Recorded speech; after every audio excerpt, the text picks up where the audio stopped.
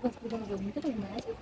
Psikologi umum itu kan ada dua ya, kalau nggak salah yang sama-sama jurnal, tapi yang pertama itu yang buat UAS yang 10 Jumat intern, sama yang satunya lagi itu kalau nggak salah yang pengertian gangguan-gangguan itu cuma ada citasinya. Oh, berarti yang gangguan itu usaha internasional kan, bukan bahasa asing. Enggak sih kayaknya. Kamu tahu nggak sih si Hanung katanya putus tahu sama cowoknya, benar nggak? Bener-bener sih iya. Soalnya Ih, kasihan banget, padahal itu udah lama banget pacarannya loh, udah banyak effortnya juga. iya, aku juga habis pikir.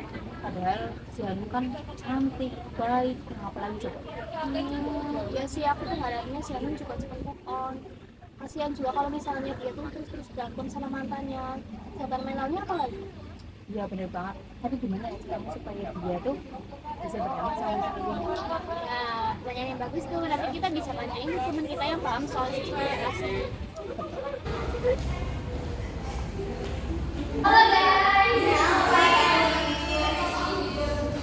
Iya, jadi kita di sini mau nanya nih tentang psikoedukasi.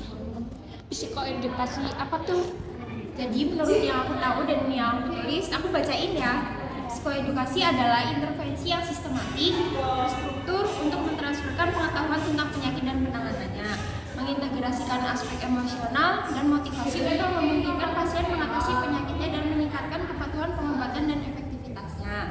Psikoedukasi juga merupakan komponen yang penting dari penanganan gangguan medis dan kejiwaan, terutama gangguan mental yang berhubungan dengan kurangnya wawasan.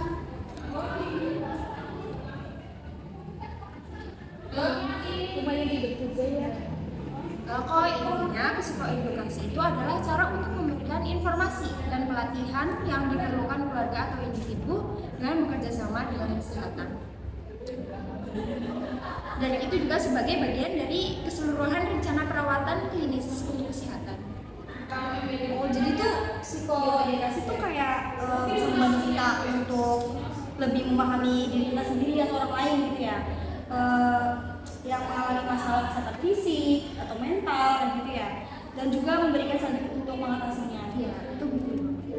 Nah, di sini kita berdua mau nanya nih, gimana caranya psikoedukasi itu bisa membantu si Hanuk itu untuk menyelesaikan masalahnya. Dia kan habis putus sama pacarnya. Wah, jadi gitu masalahnya.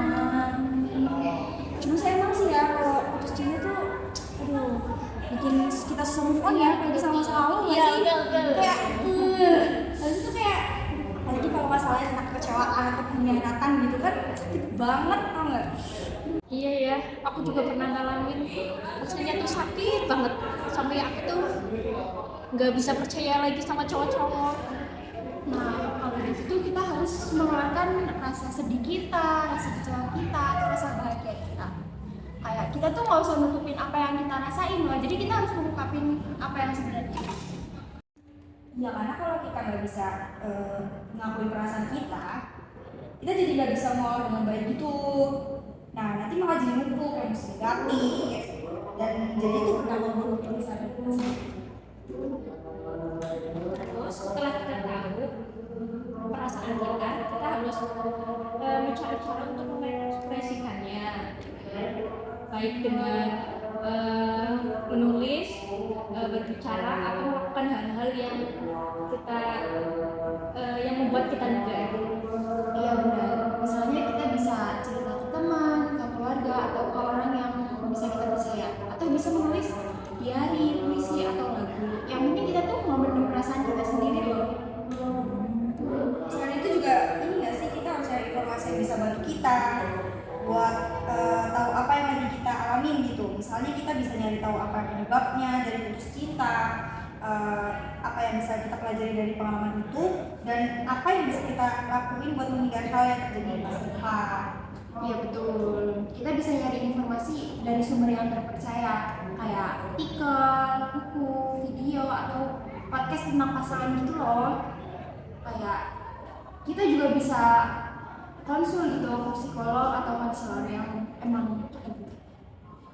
Nah, habis kita dapat informasi yang cukup, kita harus mulai mengambil tindakan untuk mengubah perilaku kita. Kita harus berani menghadapi dan melewati masa lalu kita. Kita harus memaafkan diri kita sendiri dan memaafkan orang yang Tunggu, maafin. Kok bisa sih? Pokoknya dia tuh udah nyakitin kita ya.